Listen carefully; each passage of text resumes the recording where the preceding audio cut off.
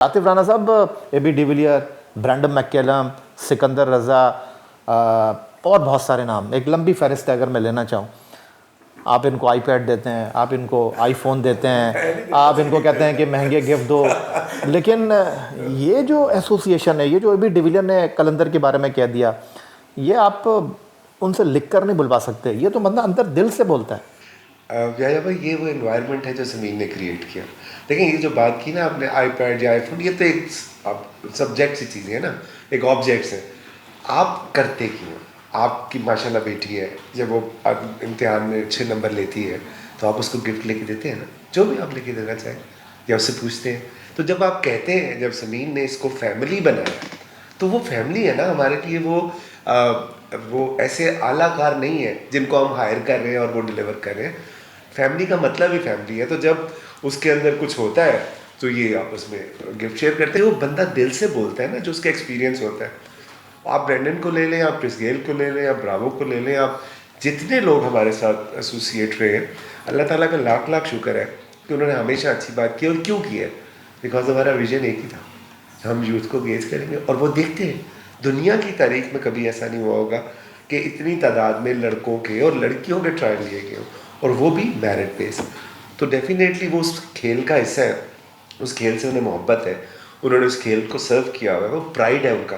तो वो जो देखते हैं कि उनके प्राइड को कोई अननोन लोग, जो उनका क्रिकेट से कोई ताल्लुक नहीं है, वो जाके प्रमोट कर रहे हैं, तो मेरा ख्याल है कि सबसे बड़ी वजह यही हो सकती है। आतिफ को अमूमन कहते हैं समीन के आधा किलो चॉकलेट खा के ये घर से निकलते हैं, बड़े प्यार से लोगों से बात करते हैं, उनको जनाब ये बहुत पंप करते हैं।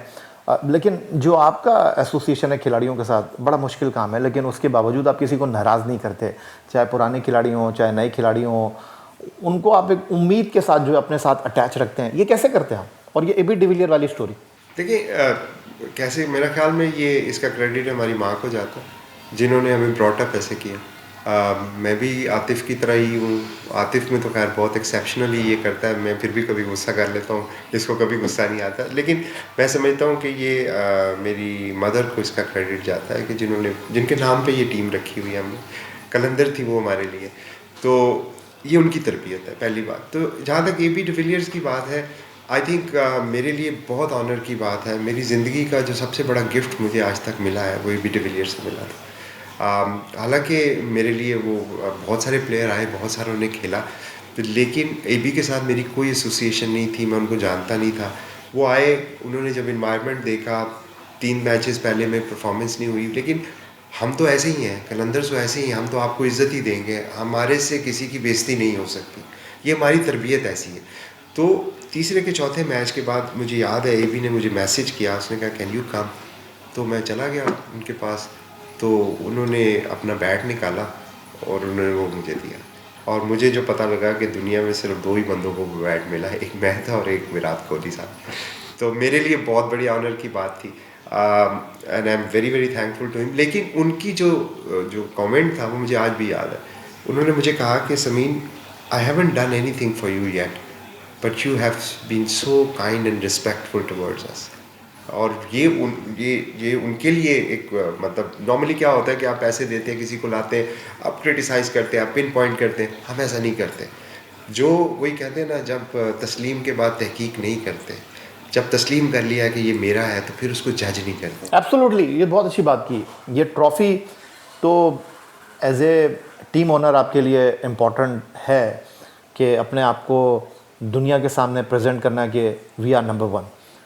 लेकिन इस ट्रॉफ़ी के पीछे जो चाहत खुलूस आपने लोगों के साथ एसोसिएट की, वो अपनी जगह मौजूद है। लेकिन अब से कुछ दिन पहले जैसे आप बात करते हैं कि जनाब हम जिसके साथ हाथ मिला लेते हैं तो ये छोड़ने के लिए नहीं मिलाते। हम खिलाड़ियों के साथ मोहब्बत की बात करते हैं, अपने स्टाफ के साथ मोहब्बत की बात करते हैं। कितना तकलीफ़देह लम्हा था जब आपकी फ़ैमिली में से फ़वाद राना और आपके दरमियान इख्तिलाफ़ात की जो ख़बरें थीं वो मीडिया की ज़ीनत बनी। क्या आप समझते हैं कि इससे ज़्यादा आपके लिए तकलीफ़देह लम्हा कोई नहीं था? ऑब्वियसली ये भाई वो एक फैमिली की बात है। मेरे बड़े भाई हैं, मेरे लिए फादर की जगह। अब मैंने उनके साथ बड़ा घर पे भी रहा उनके, तो मैं उसको जनरली डिस्कस नहीं कर सकता। मेरे लिए बाकी तकलीफ़ की बात है, मैं कोई भी बात उनके लिए, वो जो कह रहे हैं वो ठीक कह रहे हैं। मेरे बड़े भाई हैं, और जहाँ तक मामलात हैं, अदालती मामलात हैं, वो तो अदालत में जाएंगे, अदालत में चलेंगे और उस पर बातचीत होती रहेगी।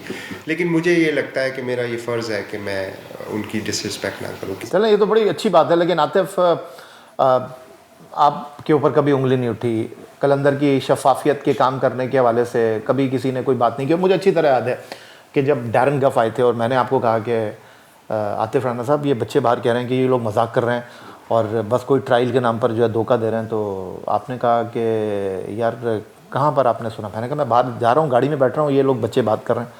तो आपने कहा यार भाई आप नहीं जा रहे क्योंकि हम कल भी ट्रायल करेंगे, हमने ये चीज़ नहीं सुननी। तो ये जो मीडिया में आपकी फैमिली के हवाले से खबरें आई, ये आपके लिए कितनी तकलीफ देती हैं? क्योंकि आप तो एक बच्चे का अगर ट्रायल ना हो तो आप उसको वापस बुला लेते हैं।